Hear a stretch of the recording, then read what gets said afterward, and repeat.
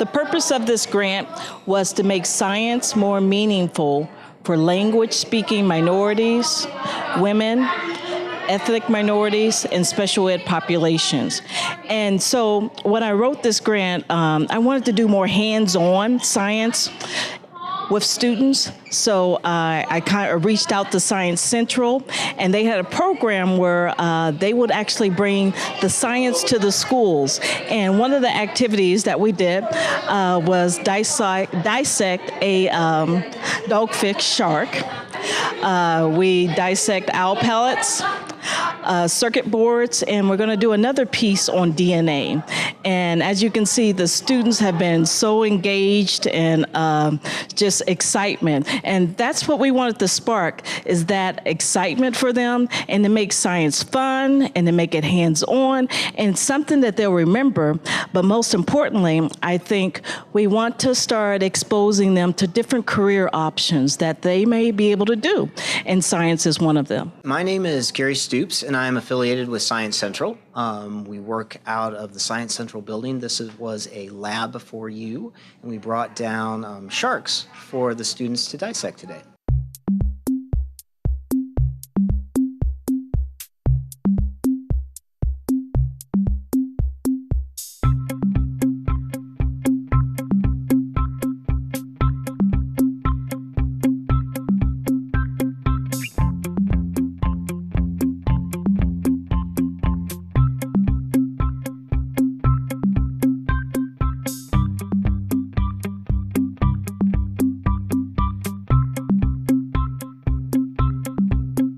If you ever get a chance to pet a shark, you want to pet the shark from the nose to the tail, because that's the way the dermal denticles are pointing. If you go from the tail to the nose, you're going to go against the grain. And depending on the shark, some sharks have softer skin than others, but depending on the shark, if you go against the grain, you will get a very large raspberry or a cut or scrapes along your hands and arms, because you're going against those scales and against those teeth that are embedded into the skin. So it's pretty fun, but I'll tell you right now, the scales that we have on these guys, they're not that strong. They're not that strong, so you can't actually, you can feel the shark on the outside. You can kind of feel as you go along, you can kind of feel that it has a little bit of bone. You can actually pet it the wrong way because these guys have fine scales. And did you know, the fun fact is, shark skin used to be used as sandpaper a long time ago until they mass-produced sandpaper. So they used shark skin, because of that roughness, to sand stuff down. So I have a question for you quickly. So, for example, the sharks that we get to pet at the Indianapolis Zoo, would be more like these, where if you push the other way, it's not going to cut your skin. Correct. Okay. Yep. These are very similar to the sharks that you're going to find at the Indianapolis Zoo. Okay. So they're very close in their grouping or their family. All right. So the first item that we're going to look at is we're going to find the eyeballs. Everyone see the eyeballs? Yeah. All right. So sharks have very large eyes, and the reason why sharks have very large eyes is because they hunt at dawn and dusk. Can you guys say corpuscular? Corpuscular. That's a scientific word to say the animal is active at dawn and dusk. So they hunt in low light areas, not nocturnal.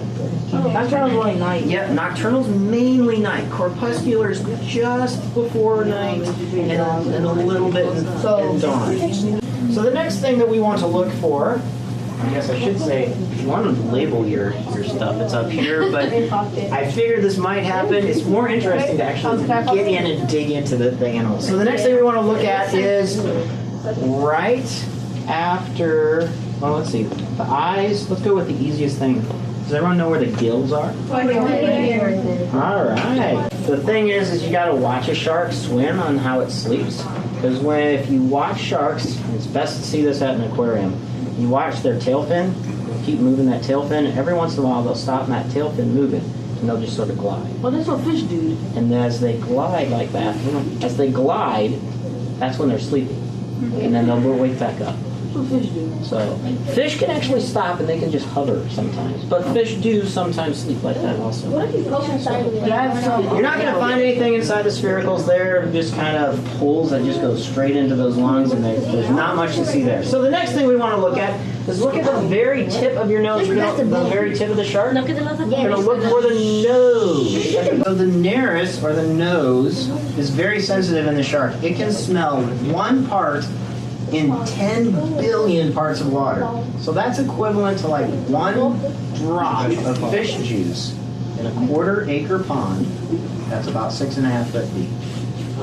So picture like a large Olympic-sized swimming pool and about a drop of fish juice in there.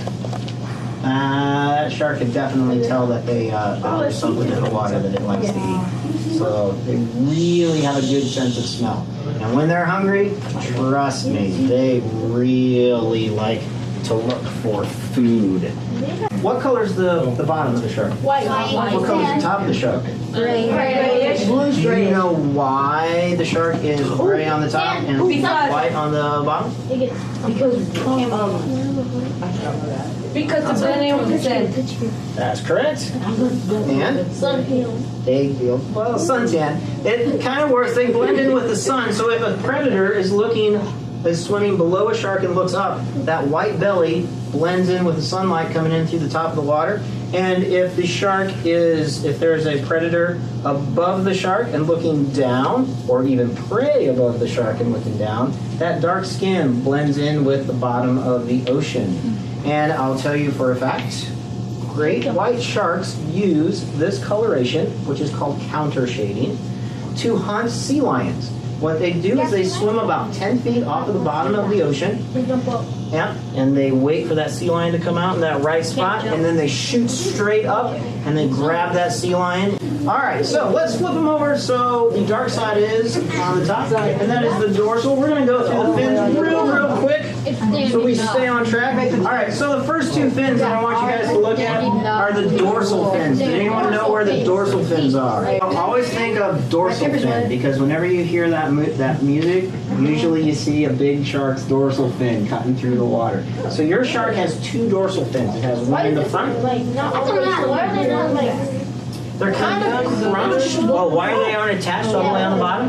They're not attached. That's a very good point. They're not attached to the very back of the shark because that helps with their aerodynamics as they cut through the water. It kind of gives it a little bit of flex. It helps the shark turn if it needs to. So, same reason. It kind of gives that fin just a little bit more flexibility. Sharks kind of swim through the water like an airplane. It uses those fins for lift and allows them to keep up in the water. Remember when I told you that those were some types of sharks that had to keep swimming all the time? Yeah, those sharks have very big pectoral fins because it gives them lift. Now, one thing that you're going to see here in a little bit is a shark does not have what we call a swim bladder. Now, a swim bladder, like bony fish have a swim bladder. Basically what that is it's like a balloon inside their body. At the back of your pelvic fin, someone was pointing out that there's an extra lobe on the pelvic fins. So all of you guys have that. I knew it. Those are what we call claspers, and that is an indication that you all have boy sharks. Okay,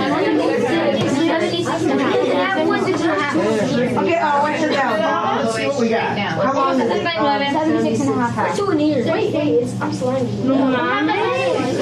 It's 85. Ours is 85. You guys got 85? Look at that. We don't want any fingers inside the shark's mouth because those shark's teeth are extremely sharp. They will cut right through your gloves and they will cut into your fingers. So everyone needs to keep their fingers out of the shark's mouth.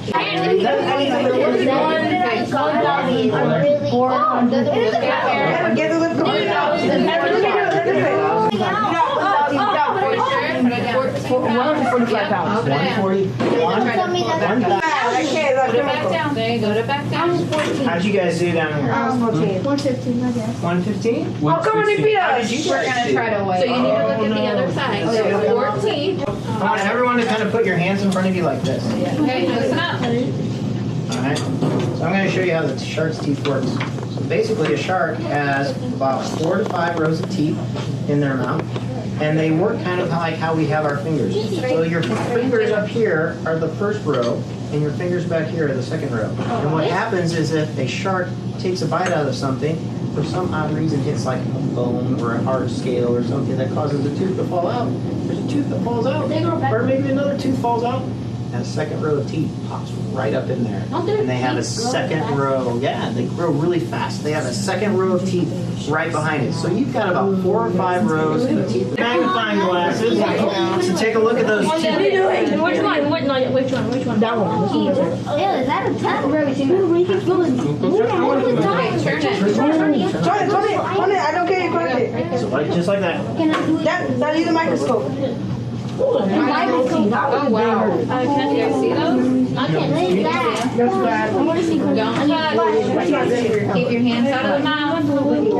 Wait, so like when you whenever you cut yourself? I was about to say, I want to see that scar. Now, the only other time that I got kind of nipped by a tooth is I was doing some work around another shark. I had to hold its mouth open, and my finger accidentally rolled across one of the teeth in the proper direction. Ow. You're here? Here it is. Yep, right there. There we go. Make sure everybody gets the couple snips. Yep, just like that. Good. Watch your fingers. Everybody, do you want me to get that one started for you? You probably don't have to get your right hand. Cut up. You don't want to cut it.